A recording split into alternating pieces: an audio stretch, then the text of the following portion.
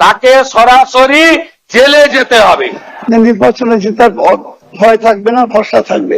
অথচ আজকে আমাদের অসংখ্য মানুষের বাড়ি ছাড়া, হাজার হাজার মানুষ আজকে বাড়ি ছাড়া হয়ে গেছে, অসংখ্য মানুষের বাড়ি ভেঙে ভেঙে পড়েছে। মাননীয় সদস্যরা, আমি আপনাদের বলছি, আজকে অধ্যক্ষকে শুভেচ্ছা স্বাগত জানানোর প্রক্রিয়া, কিন্তু আজকে ওনারা এজেন্ডার বাইরে গিয়ে বলছেন, আপনারা শুনুন, বাধা দেবেন না, ঠিক যথাসময়ে উত্তর সরকার দিয়ে দেবেন। আপনারা বলতে দিন, আপনাদের সব সবাই বলবো আপনারা অ্যালাউ করুন না, বলতে দিন না। আমাদের সংবিধানে বাক স্বাধীনতা দিয়েছে, যা খুশি বলতে দেন, আমাদের কর্মই আমাদের পরিচয় হয়।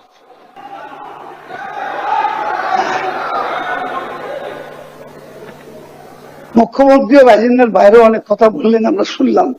আবার তিনি দাঁড়িয়ে বললেন এজেন্ডার বাইরে বলার উচিত বলছেন। এটা একটু দ্বিচারিতা হয়ে যাচ্ছে বলে আমার মনে হচ্ছে। আমি জানি না, আমি দীর্ঘ সময় নিশ্চয়ই বলবো না, তবে এই কথা ঠিক। আজকে বলা হয়েছিল ভয় চলে যাবে, ভরসা আসবে। আজকে ভরসা নেই, কিন্তু ভয় 4 গুণ বেড়ে গেছে। বহু মানুষ ভরসা হয়ে আছে। আজকে আমি মুখ্যমন্ত্রীর কাছে অনুরোধ করব এবং স্পিকারের মাধ্যমে সবাইকে কাছে অনুরোধ করব, যখন কথা দিয়েছিলেন ভয় নয় ভরসা, আজকে আপনারা সেই ব্যবস্থা করুন যাতে করে ভরসা ফিরে আসে, মানুষ তার নিজের বাড়িতে ফিরতে পারে। আজকে বহু মানুষকে আজকে যেভাবে এই গণতান্ত্রিক ব্যবস্থাকে বিভিন্ন পর্যায়ে এসআইআর থেকে শুরু করে কাউন্টিং পর্যন্ত যেভাবে গণতান্ত্রিক ব্যবস্থাকে ভেঙে ফেলে আমরা যেন মনে হচ্ছে কোথাও এক স্বৈরাচারের পদধ্বনি শুনতে পাচ্ছি। আমি চাই না আমাদের দেশ গণতান্ত্রিক দেশ, এই দেশে গণতন্ত্র ধ্বংস হবে, স্বৈরাচারী শাসন ব্যবস্থা কায়েম হবে। আজকে সেই স্বৈরাচারের পদধ্বনি আমরা পশ্চিমবাংলায় শুনতে পাচ্ছি। আগামী দিনে চাইব মুখ্যমন্ত্রীর কাছে যে গণতন্ত্র যাতে প্রতিষ্ঠিত থাকে। আমরা সকলে শপথ নিয়েছি, আমরা গণতন্ত্রের নামে শপথ নিয়েছি। সেই গণতন্ত্রের নামে শপথ নিয়ে যদি এই রাজ্যে গণতন্ত্র ধ্বংস হয় এবং স্বৈরাচারের প্রতিষ্ঠিত হয়, তাহলে তার বিরোধিতা বাংলার মানুষ করতেই করবে। এই কথা বলে আমি আমার বক্তব্য শেষ করছি। ধন্যবাদ। স্পিকারকে আরেকবার ধন্যবাদ জানিয়ে আমার বক্তব্য শেষ করলাম। আমি বলি, হ্যাঁ বলুন। আমি শুনুন, আমি আপনার অন্য সব কথার কোনো মুহূর্তে উত্তর দেব না।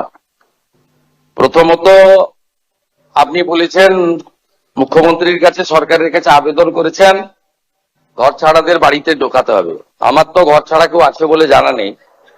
যদি যদি যদি যদি যদি কেউ ঘর ছাড়া থাকে, আপনি মাননীয় ডিজিপির কাছে তালিকা দেবেন, কিন্তু শর্ত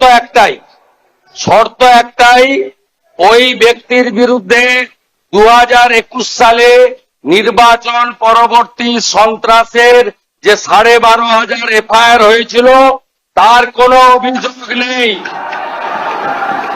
একদম পরিষ্কার শর্ত, যার জন্য জাস্টিস মঞ্জুরা চেল্লুর নেতৃত্বে কলকাতা হাইকোর্ট যে কমিটি করে দিয়েছিল, সিট তৈরি হয়েছিল, ভবানী ভবনে টেম্পোরারি অফিস হয়েছিল।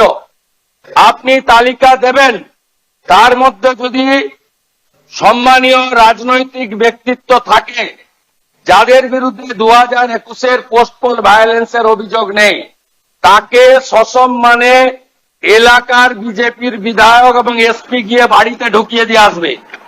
আর যদি 2021-এর পোস্টপোল ভায়োলেন্সের অভিযোগ থাকে, তাকে সরাসরি জেলে যেতে হবে।